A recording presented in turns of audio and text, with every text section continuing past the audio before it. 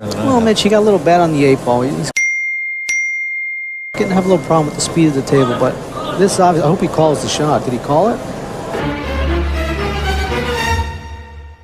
I don't know. I don't know He if did he not called look it. like he did, and we will find out. Didn't call the 9. And here we go. We're stuck. And he did not call the 9 ball. And he did not call the 9 ball. What? So now, but notice what the cue ball is. So he got a little lucky here. The cue ball was really It's not ball in hand. No. We saw it in an earlier match. Ball down table. So this is not an easy shot. And there you go. Maybe a little bit of justice there for Efren. My God. We'll see. Now Efren's going to call this one. And this is not an easy shot either, I'll tell you. It's very difficult shots with the $50,000 at stake format. Ito po ay ang International Challenge of Champions na naganap noong taong 2002. Isa ito sa may pinakamalaking premyo sa kasaysayan ng bilyar.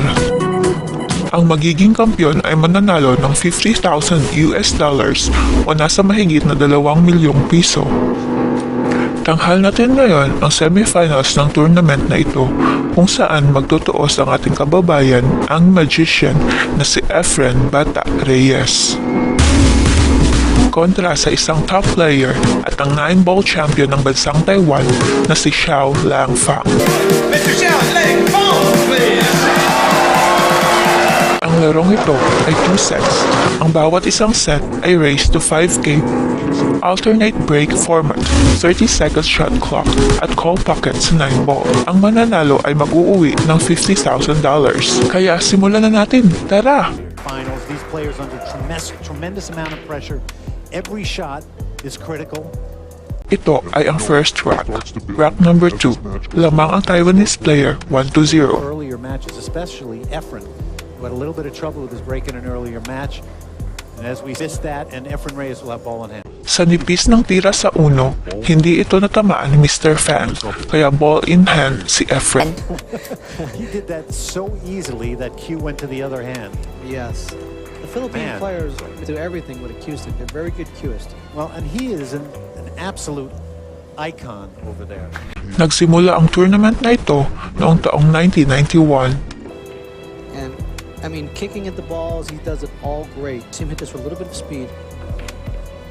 There it is. I mean, he's a great shot maker also. The table, I'm going to give you a few more of the playing conditions. Nanalo ang isa nating kababayan na si Francisco Bustamante sa event na ito noong taong 1999. Efren Reyes doing what he needs to do. He got a little Around the table, he's got a tough. At ngayon, ang 9-ball para maipanalo ang rack na ito. but this obviously, I hope he calls the shot. Did he call it? I don't know. I don't know He if did he not called look it. like he did, and we will find out. He didn't call the Did 9 not ball. call the 9. And here we go. We're stuck. And he did not call the 9 ball. So Isang malaking pagkakamali ang nagawa ni Efren dito. Hindi niya tinawag kung saan niya ipapasok ang 9, kaya ibinalik ito ng referee. very difficult shot here, though. It is disappointing, but he did get the cue ball down table, so this is not an easy shot. And there you go. Maybe a little bit of justice there for Efren. We'll see. Now Efren's going to call this one. Hindi nagtagumpay si Mr. Fang na ipasok ang 9, kaya si Efren naman ang susubok mali. $1 at stake. A lot of pressure. Single elimination format.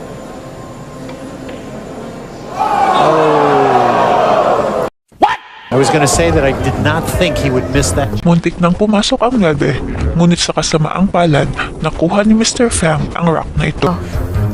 Wow. Uncasville, Connecticut. Efren Reyes has come all the way from the Philippines for a chance at $50,000 in the finals. The winner of this match will move on against Mika Immonen. Punta tayo sa rack number 3. Nakapasok si Efren ng 2 bola sa break. He's going to try to make it in the corner pocket if he can cut it, and there it is. Nicely done. Notice the position. He hit the cue ball a little hard. He's going to have a tough, little bit of a cut on the 3. Oh, what a beautiful touch. Notice how he killed the cue ball. Maganda ang pagkalatag ng bola sa rack na ito. Open lahat at walang gaanong problema. This area for the 5 ball. Taking him as he sees him now. Well, you know, Mitch, he's a champion. All these players are champions. They bounce right back. A few mistakes will not change how they're going to. But no, a couple mistakes are not going to stop Efren from coming to. Hindi pa nakakascore si Efren, kaya kailangan niya ang rack na ito. Has done it all. And here in Connecticut, he does what he needed to do. Get on the board. Now down 1-2. Leads 2-1 in this first set. Race to 5. There'll be 2 sets, and if we have a tie at the end of those 2 sets, we'll have a sudden death tie break. Reaching over to shoot it now in the corner pocket, bringing cue ball towards the center of the table. Sa rack 4, dry breaks Mr. Fang at si Efren na ngayon ang nasa lamesa. Okay, has a little angle on the 3 ball. I like the way he's hit the ball. He's looking, I was going to say, he's looking pretty. He's really in stroke. Unbelievable what you say. He's actually very consistent. Ang event na ito ay nagaganap kada taon sa Mohegan Sun Casino and Caseville, Connecticut, USA. Okay, now he's going to play the 6 into the 8. Try to play position for the 7 ball. If the 6 falls in, he'll have position on the 7, but it stayed up. Okay, good. Did not want the 6 to fall in there. Isang magaling na 6-8 combination ang ginawa ni Efren. And pretty to watch. Without a doubt. Nothing herky-jerky about it. Nothing, just moving around. It's like a master. How soothing. And there's how you play a rack of 9 balls when you get a chance. Natabla na ni Efren ang first set, 2-2. Ang magwawagi sa round na ito ay pupunta sa finals at may pagkakataong manalo ng $50,000 US. Has just tied this match up 2 games apiece in set number 1 against Hsiao-Lang Fang. Punta tayo sa rack 5. Isa na namang magaling na pagka-break ni Efren. 2 bola ang pumasok. That's perfect. Notice the angle on the 3 ball so he can come over. The zone here right now, Alan. Just in his own little 9-ball world. And there's a lot of pressure because it's single elimination. So one Mukhang uminit na ang katawan ng magician at nakafocus na ang todo sa larong ito. Players in the world. a lot of pressure. So 1 out of 8 is going to be really happy. Wow, his speed is a little off, which I'm sorry to interrupt you, but I just noticed he was only coming down a little bit for the 9 ball, and he just hit it.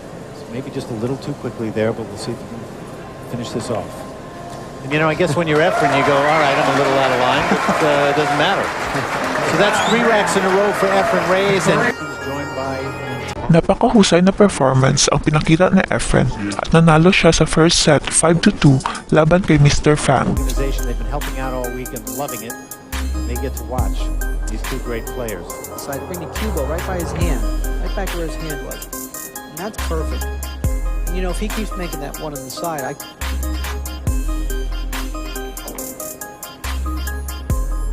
follow English, left hand spin, like this, Mitch. I tell you what, I see it open like that all the time. Well, that's what makes 9 balls so unique. You know, the balls open up different every time. You have a different layout every time you come to the table. Now, it's incredible to me that you can say, all right, at some point it's got to be the same, but it really isn't. Never. Sa panahong ito, si Efren Reyes ay nasa 48 years old na. One Netherlands 9-ball champion. Hsiao-Lang Fang got Open champion, Corey Duel 2001 BCA 9. Sa taong ding ito, naging kampiyon si Efren sa World Pool League Championship 2002. He gets his break set up at 1 rack apiece, and like it was nothing, Efren Reyes will have the break. Give him a chance to enjoy pool on a weekly basis, and that help them improve their game, let them know what pro events are taking place so they can come and watch the great players play and so on. It's all part of enjoying a sport. Is to Punta tayo sa rack 3 ng second set. Magaling na pagka-break ni Mr. Fang. It looks like he pocketed two balls on that break, and he's coming around for the 2 ball now. Looks like it's going to be perfect. Slows up just a little. and that's some good speed there. Able to get some time and really get into it. well, this is a real pleasure, a match like this anyway. Si Mr. Hsiao-Lang Fang ang isa sa top players ng bansang Taiwan at ang kasalukuyang 9-ball champion. It's still just a pleasure, you know, to see how easy he makes everything. This is close here, isn't it? Yeah, Yes. Okay. Got around, had a little angle. We forced it around. It's a little tricky now coming down for the 8 ball. If he gets too straight on the 6, he'll have To this part of the rack For the people at home, Kailangang makabawi ni Mr. Fang sa set na ito. Go to the internet, www.poolplayers, that's with an S, poolplayers, one word, poolplayers.com. They will be able to see everything there is to know about the APA, including how to get involved locally wherever they live. here in Connecticut, Hsiao-Lang Fang will have the break. In the finals, we'd have a sudden death tiebreaker if he were to win this set. Scratches on the break, not what he needed out. Tabla na ang second set 2-2. Na-scratch si Mr. Fang, kaya ball in hand si Efren. Or maybe from the 2-ball. Wants to come out a little. I don't know if he can. No, he didn't have enough angle, so he'll just break those balls open. Now it's hard to tell, Mitch, from up here actually. Ang problema ni Efren sa rack na ito ay ang 7 ball na nakadikit sa 9 ball. Oh, wow, he We'll has. see. Yeah, look at this. It looks like he's in, but he's not. He's going to draw back. Look at this. He played for the side pocket. I don't know if he got fallen. Kailangan niyang magawa ng paraan nito upang maka-run out. Okay, he's going to try to play the 7 ball in the side pocket. The 8 here. Might. It's hard to say. Wow. There it is. Isang napakahusay na pagkatira ni Efren sa 7 at nagkaroon pa ng preparasyon sa 8. Ooh, he thought he missed Thought he that. missed it. He stood up really quickly. Sometimes an Efren Reyes. He's shaking his head, but the bottom line is he gets rack number 5. It's very inopportune time, tied to a piece. The finals against Mika Immonen. You're watching the 12th annual International Challenge of Champions. Lamang si Efren 3-2 at 2 rack na lang at mananalo na siya sa semifinals. And he used the 4 ball to play position. He won't hit this too hard. He spun it in, 2 rails around for Around the the 3. That's sweet. I'll tell you something, he's just playing so, it may be quicker than he's used to, but it's been really consistent the whole time. 2 players here that do not show. Grabe ang concentration ni Efren sa larong ito at napakataas ng kalibre ng kanyang tira at halos walang sablay. I'd like it to take a little bit of a 5 to 6 in the corner, and the cue ball should come up right around by the side pocket. Here it comes towards the center of the table by the side. That's perfect. You can learn some things here. Now, if you want to learn how to play 9, Put some distance between himself and Hsiao-Lang Fang. Efren Reyes, beautiful to watch, leads 4-2, 5-2. We're up 4-3. At ito na nga ang rack 8. Nasa heel na si Efren 4-3. Great. Originally of Finland, now living in New York City. One of those 2 players would win $50,000. And again, that one, Alan. Isa na namang magaling na pagka-break ni Efren. Napaka-consistent ng pagpasok ng 1 ball sa side pocket. that's perfect. Come around to the 3 ball in the side And that was pocket. dead center there. Well, now you're going to see a nice little English. Bring the cue ball 1, 2 rails, and probably down table here or here for the 4 ball. 1, 2, and here it comes down table. He's just going for the chalk at this point. Well, he knows. As soon as you hit the ball, you actually know where you're going to end up. Champions, take your best shot with Viking. And Efren Reyes has been doing nothing but taking his best shot. Kung mananalo si Efren dito, magtutuo sila ng The Iceman na si Mr. Mika Immonen sa finals. Here it comes perfect.